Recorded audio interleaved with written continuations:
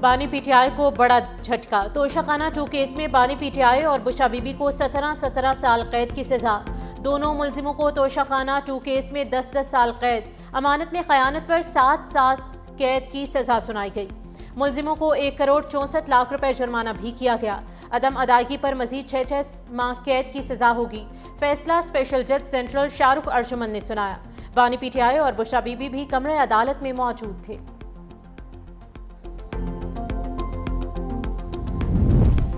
توشہ خانہ 2 کیس میں استغاثہ اپنا مقدمہ ثابت کرنے میں کامیاب، بانی پی ٹی آئی اور اہلیہ امانت میں خیانت کے مرتکب قرار۔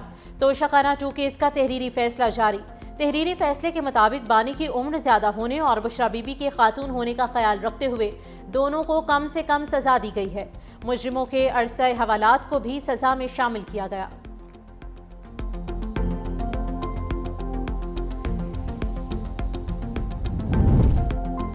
توشہ خانہ 2 کیس جنوری 2024 میں فائل ہوا۔ 13 جولائی 2024 کو نیب نے توشہ خانہ 2 کیس میں بانی پی ٹی آئی اور بشرا بی بی کی اڈیالہ جیل میں گرفتاری ڈالی۔ 12 دسمبر 2024 کو ملزموں پر فرد جرم عائد کی گئی۔ ملزموں نے 7 آئٹمز کی ویلیو کم کر کے پیسے جمع کروائے تھے۔ بلغاری جیولری سیٹ کی مالیت 7.5 کروڑ سے زائد تھی۔ پرائیویٹ فرم سے قیمت 59 لاکھ روپے لگوائی گئی۔ قومی خزانے میں صرف 29 لاکھ روپے جمع کرائے گئے۔ جیولری سیٹ میں نیکلس، بریسلیٹ، انگوٹھی اور بالیاں شامل۔ توشہ خانہ 2 کیس کا ٹرائل 1 سال اڈیالہ جیل میں چلا۔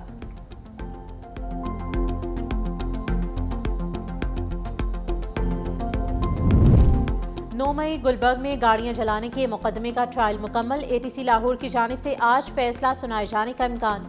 ملزموں میں یاسمین راشد، محمود رشید، اعجاز چودھری، عمر سرفراز چیمہ اور دیگر شامل۔ یاسمین راشد سمیت 33 ملزمان کے حتمی بیانات قلم بند۔ پروسیکیوشن کے تمام 41 گواہوں کے بیانات پر جرح مکمل۔ پی آئی اے کی پرواز پی کے 860 کی سعودی عرب میں ہنگامی لینڈنگ۔ جدہ سے لاہور آنے والا طیارہ دونوں نے پرواز فنی خرابی کے باعث دمام اتار لیا گیا۔ ہنگامی لینڈنگ کے دوران آکسیجن ماسک کھل گئے۔ طیارے میں 350 سے زائد مسافر سوار تھے۔ دمام ایئرپورٹ پر ایمرجنسی نافذ۔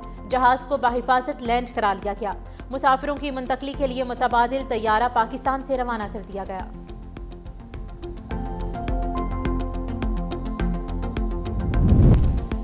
وزیر اعظم شہباز شریف کی زیر صدارت ملکی برآمدات پر جائزہ اجلاس۔ اجلاس میں وزیر اعظم کا کہنا تھا کہ پاکستان کی معاشی ترقی کے لیے برآمدات میں اضافہ ناگزیر ہے۔ حکومت برآمدات میں اضافے کے لیے کاروباری افراد اور برآمد کنندگان کو ہر ممکن سہولیات پہنچانے کے لیے کوشاں ہے۔ وزیر اعظم کی وفاقی وزراء برائے تجارت، صنعت و پیداوار اور قومی غذائی تحفظ کو مختلف صنعتی تجارتی شہروں میں برآمد کنندگان کے پاس خود جانے کی ہدایت۔ وزیر اعظم کو مالی سال 2025 اور 26 کی برآمدات درآمدات پر بھی بریفنگ دی گئی۔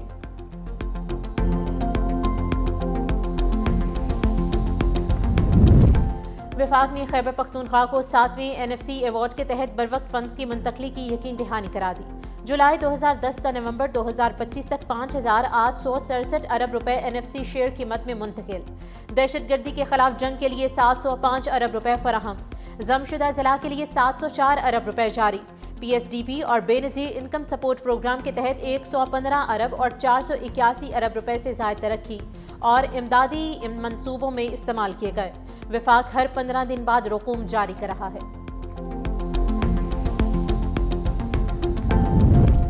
ایکنک نے ٹرانسپورٹ، مواصلات اور ماحولیات سمیت 11 ترقیاتی منصوبوں کی منظوری دے دی۔ نائب وزیر اعظم وزیر خارجہ اسحاق ڈار کی زیر صدارت ENC کا اجلاس۔ داسو ہائیڈرو پاور پروجیکٹ کے نظر ثانی شدہ PC1 کی بھی منظوری۔ نوجوان انجینئرز کے لیے سالانہ 10,000 تربیتی مواقع فراہم کرنے کی پالیسی منظور۔ تربیت یافتہ انجینئرز کو ترقیاتی منصوبوں میں تعینات کیا جائے گا۔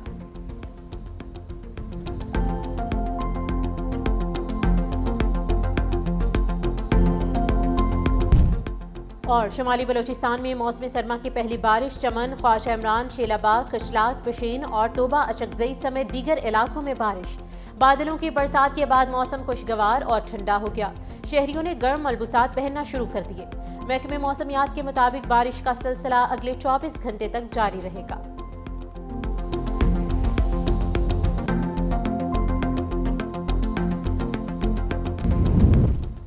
عالمی بینک نے پاکستان کے لیے $70 کروڑ فائنانسنگ کی منظوری دے دی۔ مجموعی طور پر $1.35 ارب تک فائنانسنگ فراہم کی جائے گی۔ عالمی بینک نے $60 کروڑ وفاق اور $10 کروڑ سندھ کے لیے منظور کیے۔ عالمی بینک کے مطابق منصوبہ ٹیکس نظام میں بہتری اور شفاف مالی نظم و نسق پر مرکوز ہے۔ منصوبہ میکرو اکنامک استحکام اور عوامی خدمات کی بہتری کے لیے ہے۔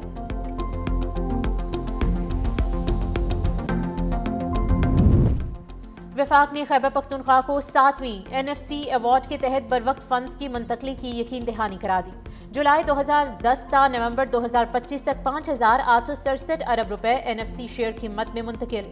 دہشت گردی کے خلاف جنگ کے لیے 705 ارب روپے فراہم۔ ضم شدہ اضلاع کے لیے 704 ارب روپے جاری۔ PSDP اور بے نظیر انکم سپورٹ پروگرام کے تحت 115 ارب اور 481 ارب روپے سے زائد ترقیاتی امدادی منصوبوں میں استعمال کیے گئے۔ وفاق ہر 15 دن بعد رقوم جاری کر رہا ہے۔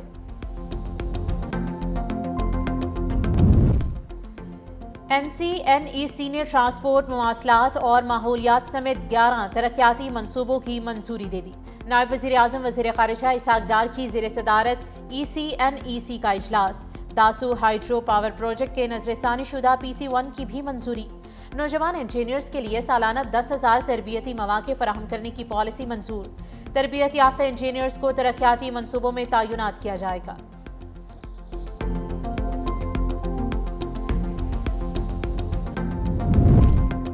صدر مملکت آصف علی زرداری آج عراق کے سرکاری دورے پر روانہ ہوں گے۔ صدر مملکت آصف علی زرداری 4 روزہ دورے کے دوران عراق کی اعلیٰ قیادت سے ملاقاتیں کریں گے۔ ترجمان دفتر خارجہ کے مطابق صدر پاکستان کا دورہ عراق صدر ڈاکٹر عبداللطیف جمال رشید کی دعوت پر ہو رہا ہے۔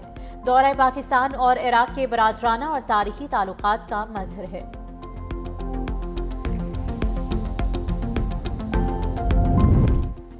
وفاقی وزیر داخلہ محسن نقوی کی وزارت ریلوے آمد۔ محسن نقوی کی وزیر ریلوے محمد حنیف عباسی سے اہم ملاقات میں پاکستان ریلوے سے متعلق امور اور جاری اصلاحات پر تبادلہ خیال۔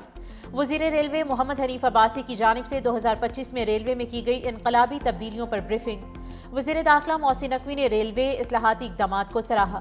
دونوں وزراء کا پاکستان ریلوے کو جدید خطوط پر استوار کرنے کے عزم کا اظہار۔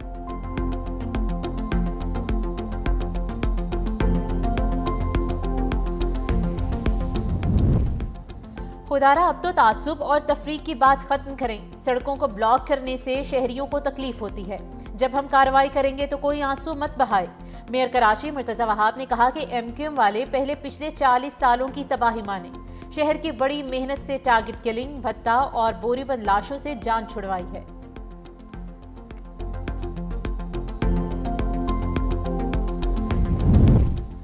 وفاقی وزیر اطلاعات عطا اللہ طارق سے تاجکستان کے وزیر ثقافت کی ملاقات۔ پاک تاجک ثقافتی ہفتے کے انعقاد اور 2 طرفہ تعاون پر تبادلہ خیال۔ ڈیجیٹل میڈیا میں اشتراک، ادبی ثقافتی ورثے کے تحفظ اور عوامی روابط کو مزید فروغ دینے پر زور۔ تاجک صدر کے متوقع دورے کے موقع پر ثقافتی تعاون کے معاہدے پر اتفاق۔ مشترکہ ادبی اور ثقافتی ورثے کو دونوں ممالک کے تعلقات مضبوط بنانے کے لیے اجاگر کرنے کا عزم۔ ملاقات میں اعلیٰ حکومتی اور سفارتی عہدیداران بھی موجود تھے۔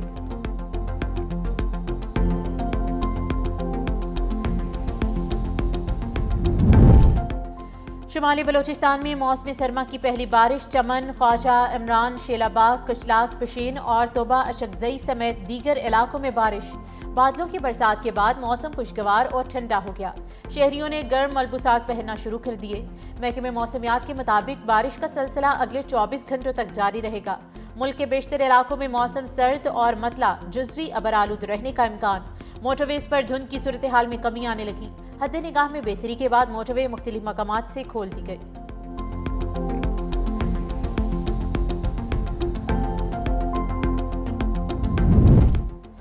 لاہور میں اسموگ آلودہ شہروں میں دنیا میں دوسرا نمبر، AQI 318 ریکارڈ۔